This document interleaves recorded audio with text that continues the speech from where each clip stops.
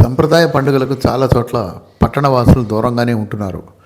కేవలం సెలవు దినంగానే వ్యవహరిస్తున్నారా అనే అనుమానం కలుగుతోంది. కానీ పల్లె ప్రాంతాల్లో పండగ వైభవంకు ఏమాత్రం కొదవలేదు. ఇటీవల కృష్ణాష్టమి పండగ దేశవ్యాప్తంగా జరుపుకున్నారు. పూర్వకాలంలో మాదిరి ఉట్టి కొట్టే సంబరాలు మాత్రం కాస్తంత తక్కువగానే కనబడ్డాయి. చాలా పల్లెల్లో మాత్రం ఈ కృష్ణాష్టమి పండుగని సంప్రదాయబద్ధంగా నిర్వహించారు.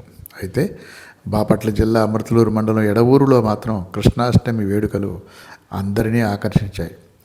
రంగవల్లులు, సంప్రదాయ నృత్యాలు, కోలాటం, అబ్బో ఒకటేంటి ఆట పాటలతో ఉట్టి కొట్టడాలు కన్నుల పండుగగా నిలిచాయి.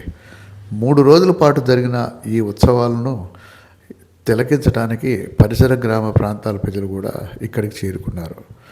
అంతేకాదండి, తెనాలి ఆర్టీసీ డిపోలో ఉద్యోగి అలాగే ఎడవూరి గ్రామవాసి రామకృష్ణ ప్రభృతులు చేసిన డ్యాన్సులు యువతలో హుషారు రేకెత్తించాయి.